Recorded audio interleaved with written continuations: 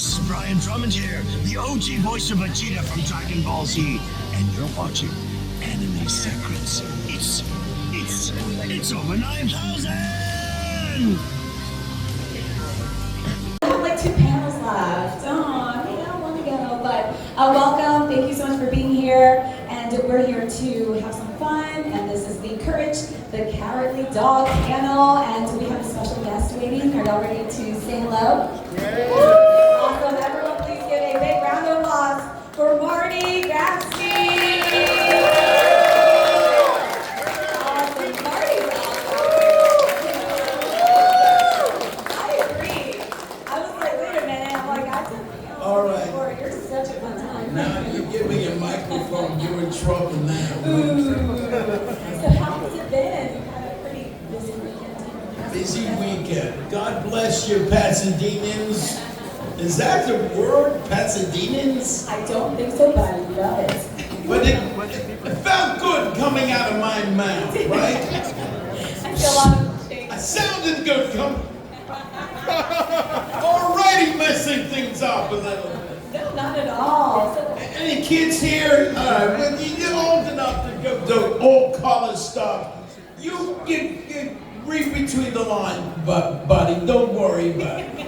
You're gonna find out soon enough anyway. What am I talking about exactly? but I love it. I'm like, you guys took a little twist. Yeah, well, thank you so much for being here. And have you been to Pasadena before? I've never been to Pasadena. This is my 9th convention in Texas over the last 4 years.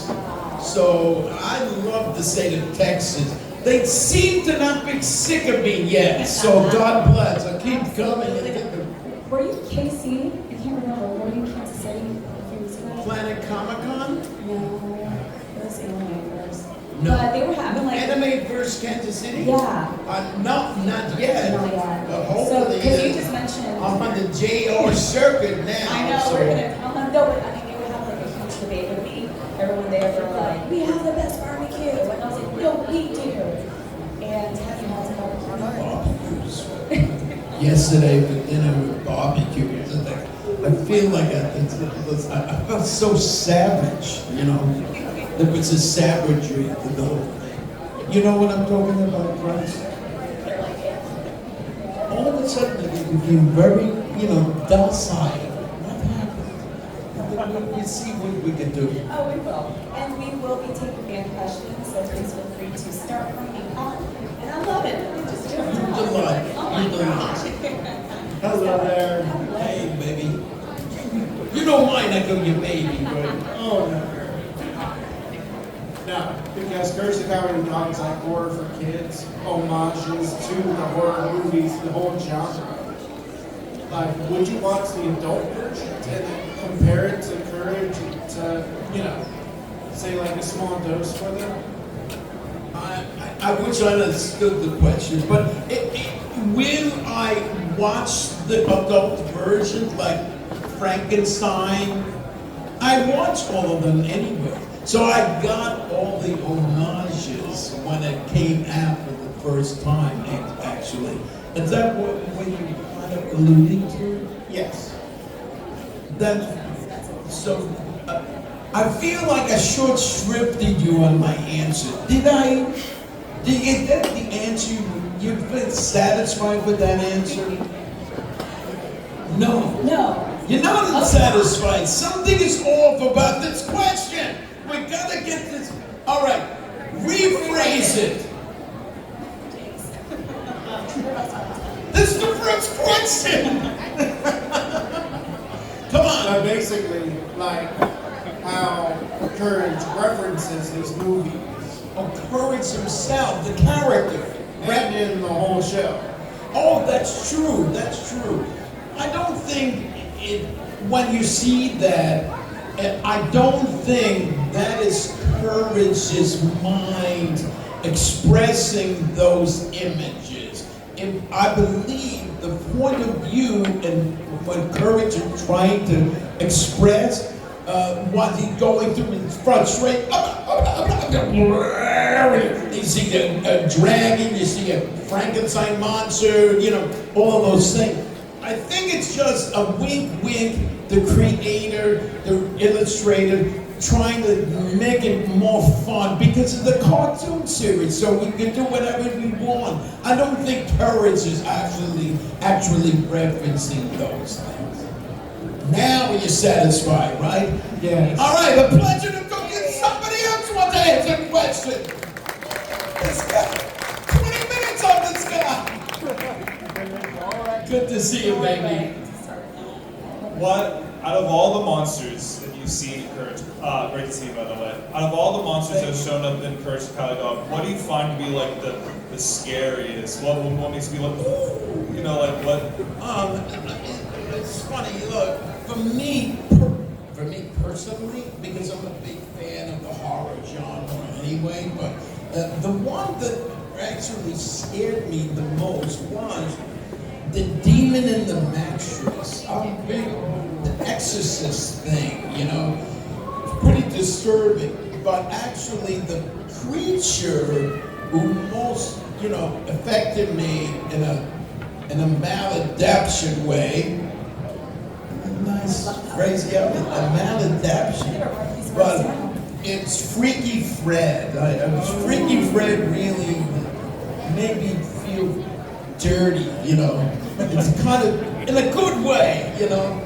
So, Thank you for the answer. my pleasure.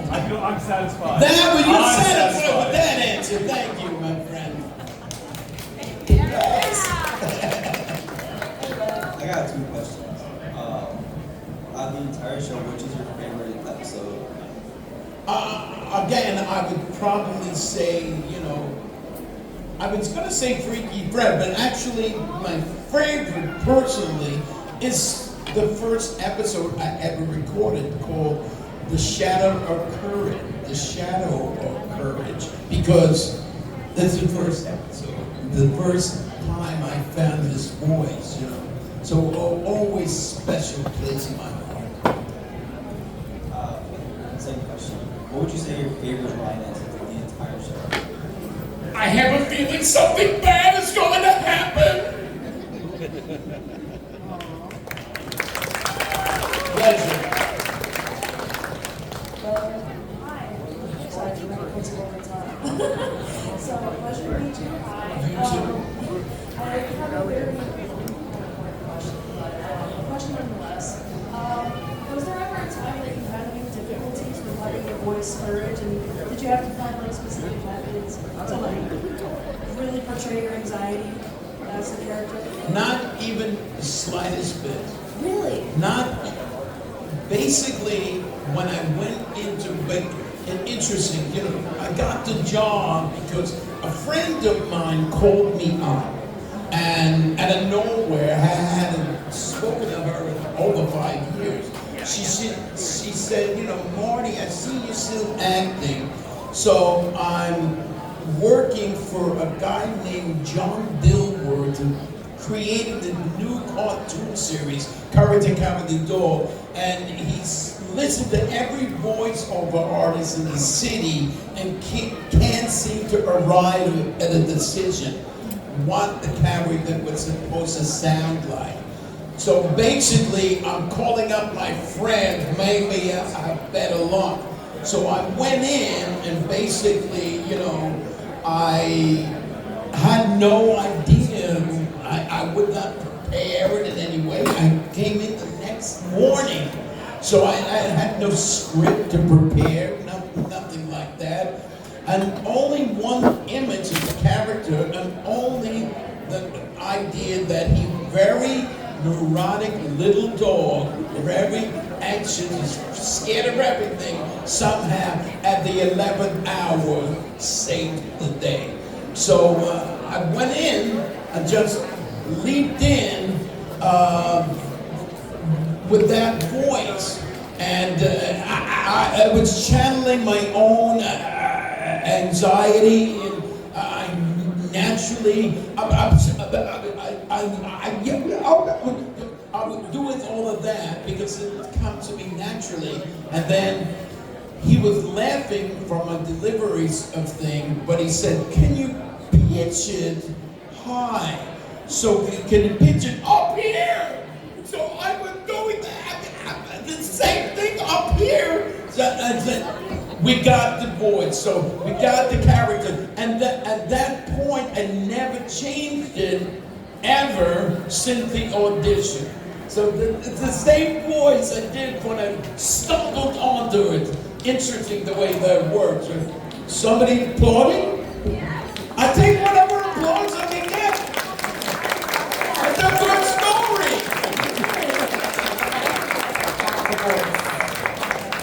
Thank you so much. Pleasure.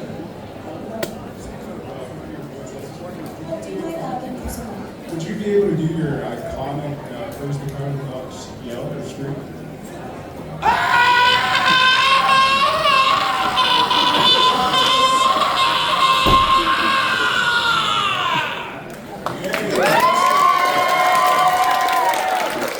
want you to know that was pretty long, right? I want you to know I did that because the end of the convention, so I don't care what happens to my voice now.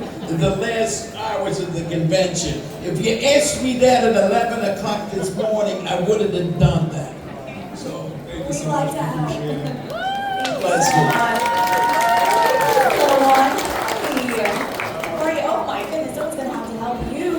There you go. That was kind. Thank you. Yeah. Who's your favorite character besides Karen the Cowardly Dog? You think Courage the Cowardly Dog is my favorite character? How do you know that? Maybe I hate that character. And skip directly to Muriel. Muriel, of course, you know. Because, you know, she was so delightful. She was so caring and sweet. And interestingly enough, Thea White, who's no longer with us, was very, feeling very bad that she left us, and she was actually like that in real life, that person. So who you got, and as Muriel, so sweet and kind, that was Thea White. So it always touched my heart whenever I see Muriel, of which she was with me and signing at this convention. So. Thank you so much. You have a favorite one? Who is it? Okay, who are they? I like the old lady, I forgot her name, and Karen the Cowardly Dog.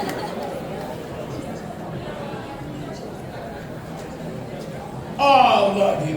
I love it. Courage loves her back, my dear. Pleasure to see you. Hello, it's a pleasure to meet you.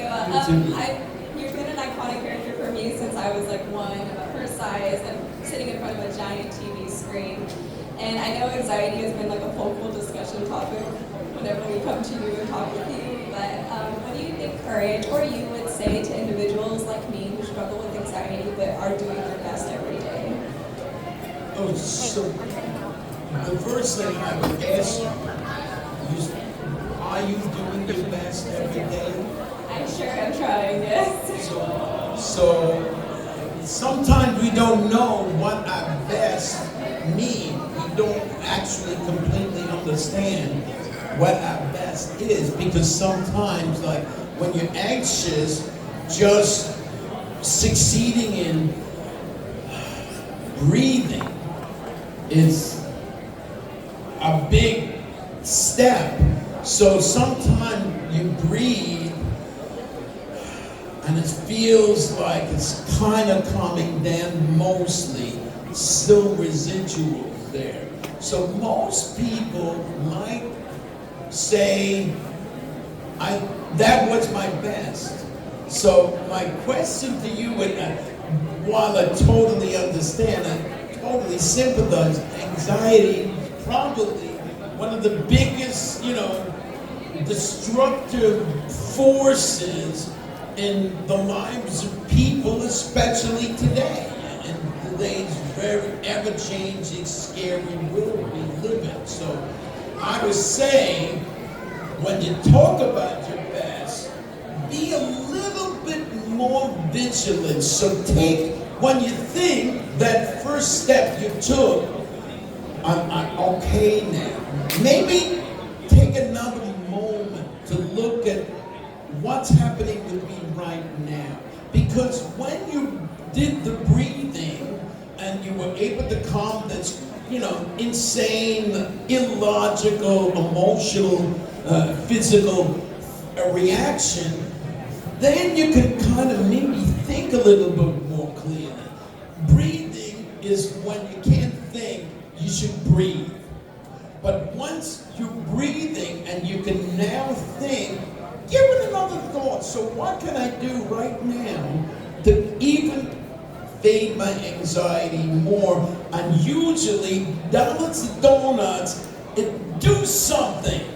Do something at all, anything. Just do something somewhat good. Make a list of groceries. Do something, and you realize, where did it go? It's gone. Because it's illogical. When it's there, you think it's staying forever, and when it's gone, you feel like it was never here. But you're afraid it's going to come back, and when you're afraid it's going to come back, it comes back. It's crazy stuff, but I hope that was helpful somewhat. Thank you so much. I love that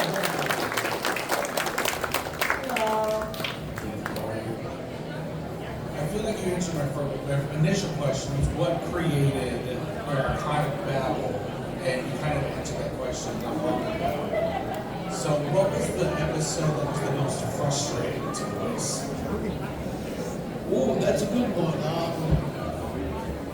I had an episode where, by the way, more frustration happened to me in season 2, 3, and mainly season 2, because that was the season that they dropped so much of my dialogue. Really very small amount of dialogue. Even he didn't have a lot of dialogue to begin with, so they dropped it even more so. So I was, because they wanted me to express things without saying the lines. So,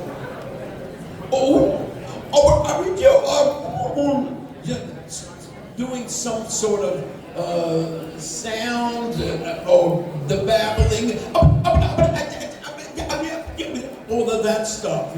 So that alone made it a little bit more frustrating, because sometimes the director would be, give me a little bit, so I'm not getting what we needed for you to portray.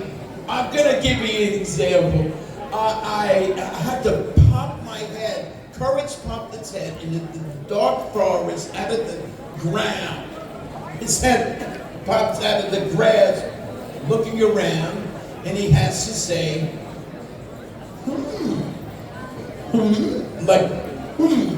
HMM.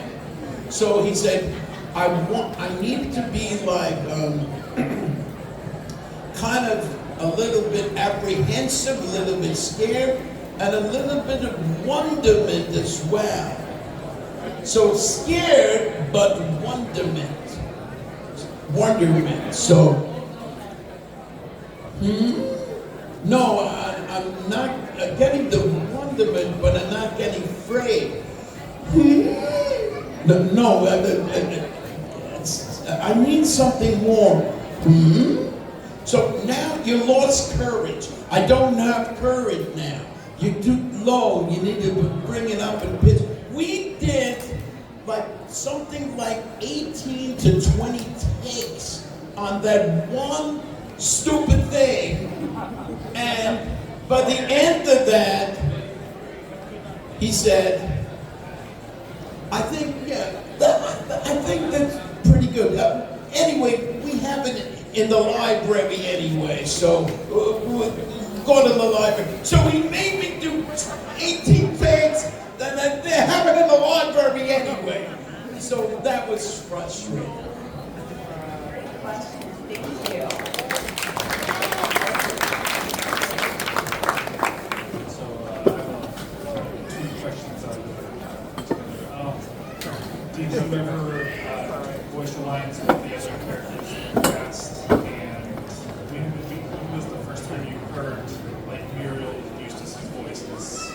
Okay, so the answer was never did we tape together. Never did we record together. Always one person in the booth, laying down tracks, and they put it together the way they needed to assemble it, right? Number two, I did hang back after my recording and actually came early when I knew they were going to be recording, because right away, I think the first week or two, I made my way to the studio and stayed later so I could hear Muriel, and at one time I heard Eustace also. What they were recording, we wanted to hear how they sounded. They're pretty early in the game, and I was loving everything I heard. Did you hear that? Stupid dog, you make me look bad. Absolutely. I love that. Maybe one of my favorite.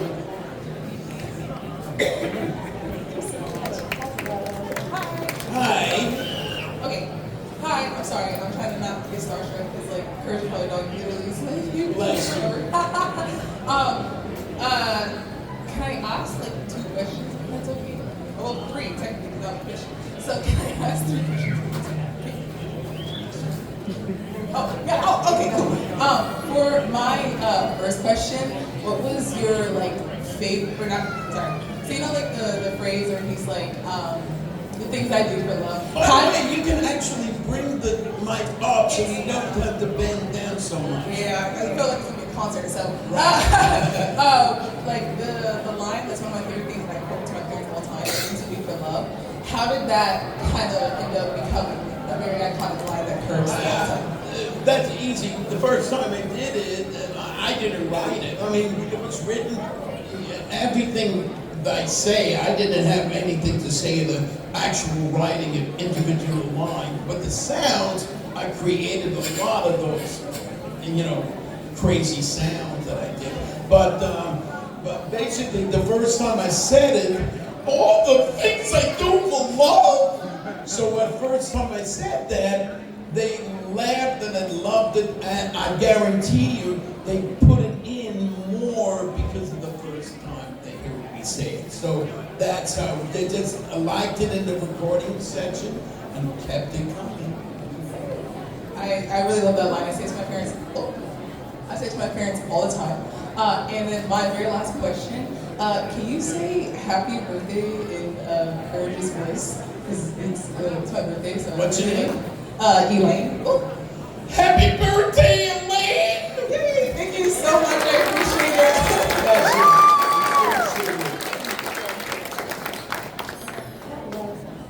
Hi, Spider-Man 10. Yeah, that's me, your friendly neighborhood Spider-Man 10. So I have some pretty good what-ifs for Courage the Cowardly Dog. I have some pretty good what-ifs. All right, give me 1 or 2. All right, I'll give you 2. They're really good. All right, baby. So, what if Courage became Batman after Muriel's death? How would you think this story will go on? First, let's be clear. Did Muriel die? Yeah, and like he became Batman. But if Muriel died, because Muriel didn't actually die in the show, the actress who played Muriel died. But you're saying, what if, fantasy situation, Muriel dies, I'm making this longer than I have to probably. You say I played Batman? Do it one more time. After Muriel dies. He becomes Batman. Yes. And like how the villains would be, like Fred would be like the Joker. Okay. And then I would highly put Eustace to be the Joker. Okay. Yeah. So basically, this is you've given this to me and we responded. Yeah. I like that. Yeah, because I have lots of good ideas for like all villains to be Batman. Give me one more. All right. That somebody after you. Give me one more, baby. I have some pretty good edits about Courage is screaming like he transforms to Super Saiyan, then goes Super Saiyan 2, then he like screams for a long time, transforming into Super Saiyan 3. Super what? It's from Dragon Ball Z. All right. So I'm thinking. You know what, my friend? I'm gonna trust you. You what ifs. You know exactly what your vision is, and I say it with that vision. I'm gonna respect you all the way, baby. Yeah, and then another edited. No. Two. We All said right, two. yeah, Somebody else. All right. Awesome. That's some pretty good what ifs right there. Oh yeah. Good to see you, Good to see baby. you. Hello. So like, I was wondering if you could like say in a Courage the Cowardly Dog voice, can you say Muriel? Muriel! I like that. Oh, say favorite Muriel! That is my favorite line. Oh, I'd love to please you, my friend. Thank you. Thank you so much. And thank you everyone for your questions. Marty, you are great. Thank you so much for being here. Yeah. God bless you all. I'm going to be at my Yes, you're going to be at my booth, not that maybe an hour and a half longer, and then I fade off into the sunset. And I know some people were wondering, I think they tried to get in line, so if you do have questions, go see Marty at the table. Absolutely. Okay? Awesome. Thank you guys. Thank you.